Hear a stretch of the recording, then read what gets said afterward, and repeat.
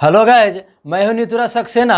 मेरा YouTube channel Saxena online classes में सभी को स्वागत है। पिछले वीडियो में हम एलसीएम तथा एचसीएफ के कुछ बेसिक कॉन्सेप्ट तथा थ्योरी को देखे थे और कुछ बचे बेसिक कॉन्सेप्ट को हम पूरा करते हैं। चलिए कुछ क्वेश्चंस को देखते हैं।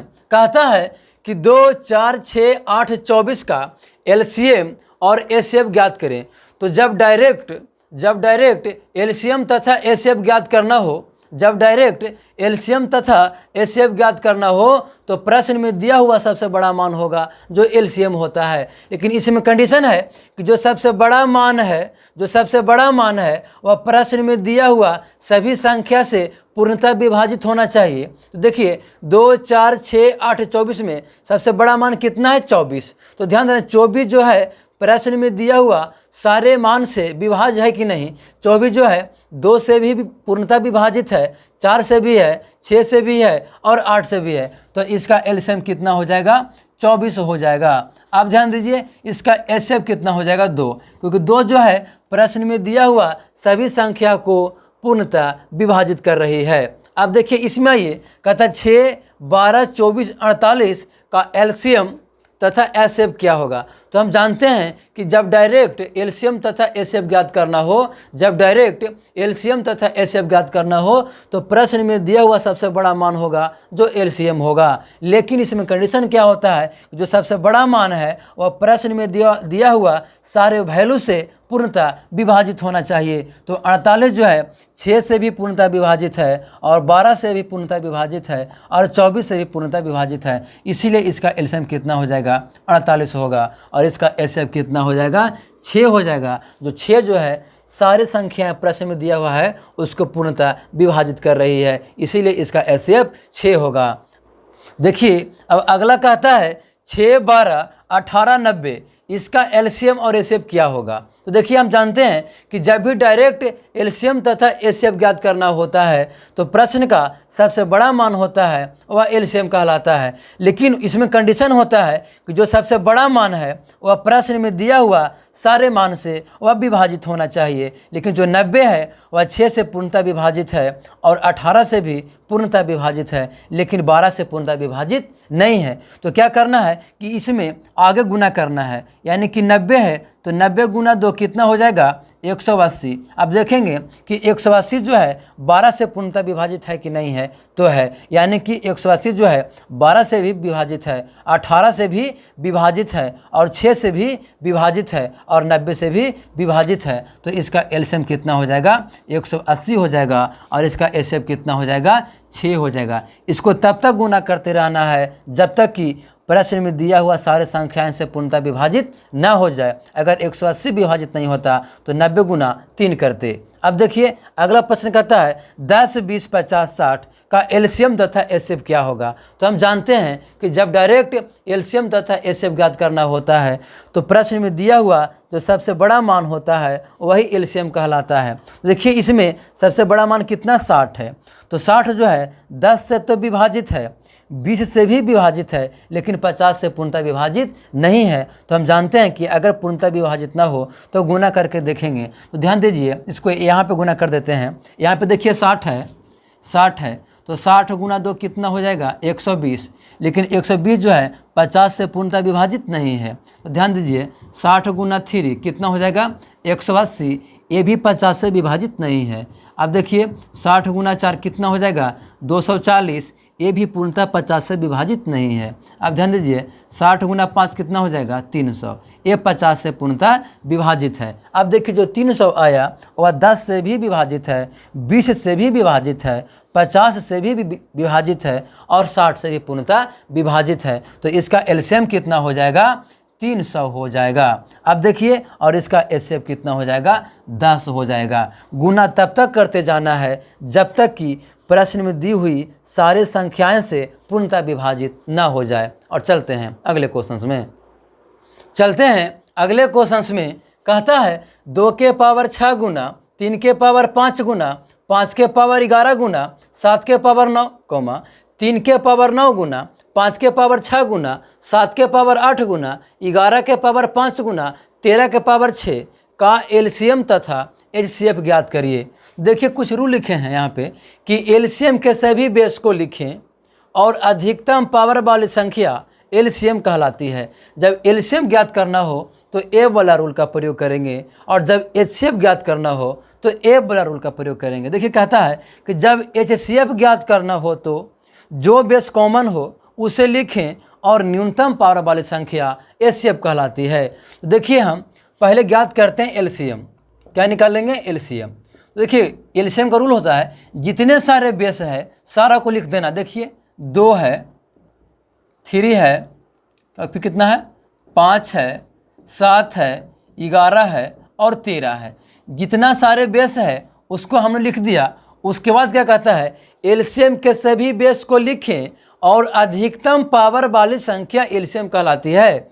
तो अधिकतम पावर देखिए 2 के पावर यहाँ पे 6 है और कहीं पे 2 है नहीं है, तो 2 के पावर 6 हो जाएगा। देखिए यहाँ पे 3 के पावर 5 है लेकिन यहाँ पे 3 के पावर 9 है, तो हम जानते हैं कि अधिकतम पावर वाली संख्या एलसीएम कहलाती है। तो 3 के पावर कितना हो जाएगा? 9 हो जाएगा। अब देखिए यहाँ पे 5 है, 5 के पावर 11, 5 के पावर कितना 11 है और कहीं पे 5 है, यहाँ पे 5 के पावर कितना 6 है। तो हम जानते हैं कि अधिकतम पावर वाली संख्या जो होती है एलसीएम कहलाती है। तो क्या 6 से बड़ा है 11, इसीलिए यहाँ पे क्या हो जाएगा 5 के पावर 11। अब देखिए 7 के पावर ये 9 है, 7 के पावर 9 है और यहाँ पे 7 के पावर 8 है, तो यहाँ पे क्या हो जाएगा 7 के पावर 9, क्योंकि अधिकतम पावर वाली संख्या जो होती है एलसीएम कहलाती है। अब देखिए 11 के पावर 5 और कहीं पे 11 है नहीं है, तो 11 के पावर 5 होगा। अब देखिए 13 के पावर कितना 6 है और कहीं पे 13 नहीं है, यानी कि 13 के पावर कितना हो जाएगा 6। यही इसका क्या होगा? एलसीएम होगा। अब देखिए इसका ज्ञात करते हैं एचसीएफ। अब देखिए एचसीएफ का रूल क्या होता है? कहता है जब एचसीएफ ज्ञात करना हो तो जो बेस कॉमन हो उसे लिखें। देखिए कॉमन कौन कौन है? यहाँ पे देखिए 2 तो ई साइड है लेकिन 2 है इसमें नहीं है, इधर 3 है और यहाँ पे क्या 3 है, ये दोनों क्या कॉमन है, तो यहाँ पे 3 होगा। अब देखिए यहाँ पे 5 है, यहाँ भी क्या 5 है, दोनों क्या है कॉमन है, तो क्या हो जाएगा 5 हो जाएगा। अब देखिए यहाँ पे 7 है, यहाँ भी 7 है, दोनों क्या है कॉमन, तो क्या हो जाएगा 7। अब देखिए क्या लिखे हैं?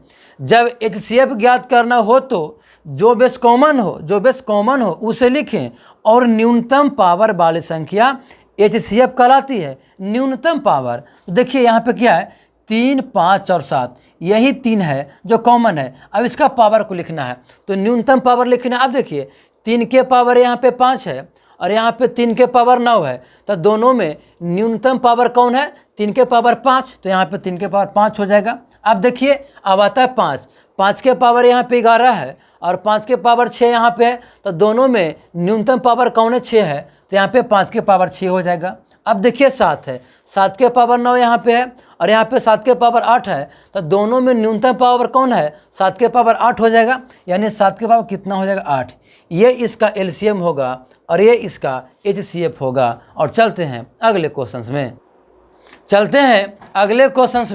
कहता है 2 के पावर 10, 2 के पावर 7, 2 के पावर 8, 2 के पावर 11 का एलसीएम और एचसीएफ ज्ञात करें। तो हम जानते हैं कि जब भी अगर इस तरह का प्रश्न हो और उसका एलसीएम तथा एचसीएफ ज्ञात करना हो तो हम जानते हैं कि जिसका पावर अधिकतम होता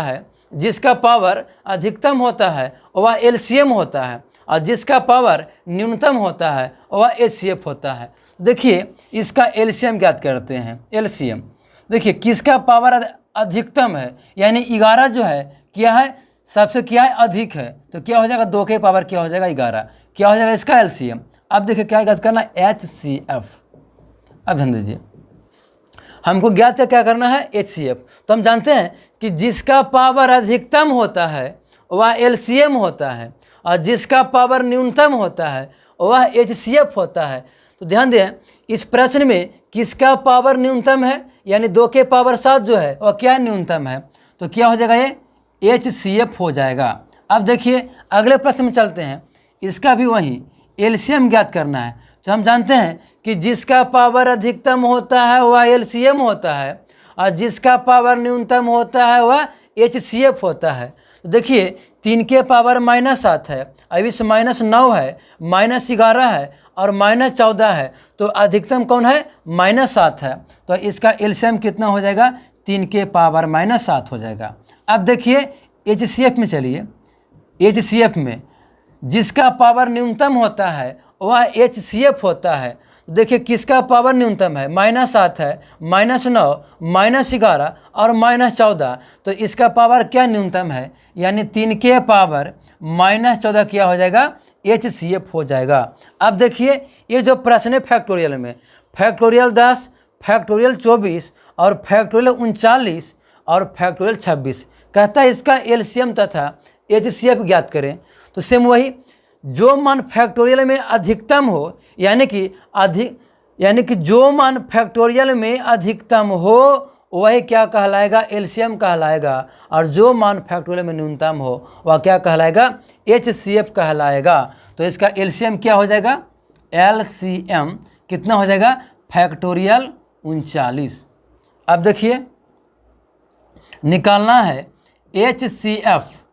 देखिए सबसे छोटा मान कौन है फैक्टोरियल में? 10 है, तो क्या हो जाएगा? फैक्टोरियल 10 जो होगा क्या होगा? HCF होगा। यानी कि जब भी इस तरह का प्रश्न हो तो जिसका पावर अधिकतम होगा वह LCM होगा और जिसका पावर न्यूनतम होगा वह HCF होगा। और अगर प्रश्न फैक्टोरियल में होगा तो जो मान फैक्टोरियल में अधिकतम होगा वह LCM होगा और जो मान फैक्टोरियल में न्यूनतम होगा वह HCF होगा। और चलते हैं अगले क्वेश्चंस में। चलते हैं अगले क्वेश्चंस में। कहता है 0.125, 0.25, 0.5 को LCM और HCF ज्ञात करें। तो जब भी अगर इस तरह का प्रश्न हो तो सबसे पहले दशमलव के बाद 0 को बैठा करके, दशमलव के बाद 0 को लगा करके सभी अंक को बराबर करना है। सबसे पहले दशमलव के बाद 0 को लगा करके सभी अंक को क्या करना है? बराबर करना है। तो देखिए यहाँ पे क्या है? 0.125 है। अब देखिए 0.25, देखिए यहाँ पे दशमलव के बाद 3 अंक है तो इसमें भी क्या कर देंगे? 3 अंक। अब देखिए 0.5 और डबल क्या हो जाएगा? 0। अब देखिए दशमलव के बाद यहाँ भी 3 अंक, यहाँ भी 3 अंक और यहाँ भी 3 अंक। जब भी इस तरह का प्रश्न हो तो दशमलव के बाद 0 को लगा करके सभी अंक को बराबर करना है। उसके बाद देखिए, उसके बाद दशमलव को हटा करके LCM तथा HCF का पहचान करेंगे। जब दशमलव हटाइएगा तो 125 बचेगा, 250 बचेगा और 500 बचेगा। तो इसका LCM कितना हो जाएगा? 500, क्योंकि ये 500 जो है इन दोनों संख्या से क्या है? पूर्णतः विभाजित है। अब देखिए इसका HCF क्या होगा? HCF कितना हो जाएगा? 125। ये जो 125 है ये सभी संख्या को पूर्णतः विभाजित कर रहा है। इतना करने के बाद फिर पूर्णतः दशमलव को लगा देना है। अब देखिए 3 अंक के बाद दशमलव बैठाना है। तो देखिए 3 अंक के बाद लगाना है, यानी कि देखिए 0.500। अब देखिए दशमलव के बाद 0 के, दशमलव के बाद 0 का कोई वैल्यू नहीं होता है तो इसका मान कितना होगा? 0.5। 0.5 ये क्या हो गया? इसका LCM हो गया। अब देखिए इसमें भी दशमलव लगाना, कितने अंक के बाद है? 3 अंक के बाद है, तो इसमें भी लगा दीजिए। तो 0.125 ये क्या हो जाएगा? HCF। जब भी इस तरह का प्रश्न हो तो सबसे पहले दशमलव के बाद 0 को लगा करके सभी अंक को समान कर लेंगे। उसके बाद दशमलव को हटा करके LCM और HCF का पहचान कर लेंगे और उसके बाद फिर दशमलव को लगा देंगे। यहाँ पे 0.500 था, दशमलव के बाद 0 का कोई भी मतलब नहीं रखना है, केवल 0.5। अब देखिए यहाँ भी HCF ज्ञात करना है तो 125 है, इसमें भी 3 अंक के बाद 0 लगाना है तो 0.125 इसका क्या होगा? HCF होगा। और चलते हैं अगले क्वेश्चन में। चलते हैं अगले क्वेश्चन में। देखिए प्रश्न है 3.4, 0.34, 0.034, 0.0034 का LCM और HCF क्या होगा? देखिए इसका सारे संख्या क्या है? समान है। जब सभी संख्या समान हो, सभी संख्या समान हो और केवल दशमलव का अंतर हो, सारे संख्या समान हो, प्रश्न में दिया हुआ सारे संख्या समान हो और केवल दशमलव का अंतर हो, तो सबसे बड़ी संख्या जो होगा LCM होगा और सबसे छोटी संख्या जो होगा HCF होगा। तो सबसे बड़ी संख्या कौन हो जाएगा 3.4 और इसका HCF क्या हो जाएगा 0.0034। जब सारा संख्या समान हो और केवल दशमलव का अंतर हो तो सबसे बड़ी संख्या LCM होगा और सबसे छोटी संख्या HCF होगा। और चलते हैं अगले क्वेश्चन में। चलिए चलते हैं अगले क्वेश्चन में। कहता है भिन्न का LCM तथा HCF जब भिन्न के रूप में रहेगा तो LCM और HCF किस तरह से ज्ञात करना। देखिए फार्मूला होता है भिन्न का LCM बराबर होता है अंश का LCM बटा हर का HCF और भिन्न का HCF बराबर होता है अंश का HCF बटा हर का LCM। यानी कि जो पूछेगा जो ऊपर देखिए भिन्न का LCM पूछा तो अंश का LCM बटा में हर का HCF, यहाँ पे भिन्न का HCF पूछा तो अंश का HCF बटा में हर का LCM। अब ध्यान दीजिए ये जो भिन्न है इसका LCM ज्ञात करना है। यानी कि भिन्न का LCM तो फार्मूला क्या होता है अंश का LCM। तो ऊपर वाला जो होता है अंश होता है तो 11 2 11 का LCM कितना हो जाएगा 22 बटा में कहता है हर का HCF तो 8 1 4 का HCF कितना हो जाएगा 1, यानी इसका आंसर कितना हो जाएगा 22। अब देखिए निकालना फिर HCF यानी कि भिन्न का HCF। ध्यान दीजिए इसका फार्मूला होता है अंश का HCF बटा हर का LCM। तो अंश कौन है 11 2 11 तो इसका क्या ज्ञात करना HCF। तो 11 2 11 का HCF 1 होगा। अब ध्यान दीजिए फिर कहता है हर का LCM तो हर कितना है 8 1 4 तो इसका LCM कितना हो जाएगा 8, यानी इसका जो आंसर हो जाएगा कितना हो जाएगा 1/8 होगा। अर्थात कहने का मतलब यह हुआ कि भिन्न का LCM 22 होगा और भिन्न का HCF 1/8 होगा। और चलते हैं अगले क्वेश्चन में। चलिए चलते हैं अगले क्वेश्चन में। कहता है 3 के पावर 3 और इसके पावर में 333 + 1 कौमा फिर कहता है 3 के पावर 3 और इसके पावर में 334 + 1 का LCM तथा HCF ज्ञात करिए। तो जब भी अगर इस तरह का प्रश्न हो तो जो व्यंजक बड़ा होगा वह LCM होगा और जो व्यंजक छोटा होगा वह HCF होगा। तो देखिए इसमें क्या कहता है 3 के पावर 3 और इसके पावर में 333 + 1, यहाँ पे 3 के पावर 3 और इसके पावर में कितना 334 + 1, यानी कि कहने का मतलब यह हुआ कि इन दोनों व्यंजक में बड़ा व्यंजक कौन हुआ ए वाला। 3 के पावर 3 और इसके पावर में 334 है और इसके पावर में 333 है। तो LCM क्या होगा LCM हो जाएगा 3 के पावर 3 अब इसके पावर में 334 + 1 ये होगा LCM। तो HCF कौन हो जाएगा HCF होगा 3 के पावर 3 और इसके पावर में 333 + 1 यह क्या हो जाएगा HCF। यानी कि जो व्यंजक बड़ा होगा वह LCM होगा और जो व्यंजक छोटा होगा वह HCF होगा। और आज के लिए बस इतना ही और मिलते हैं अगले वीडियो में।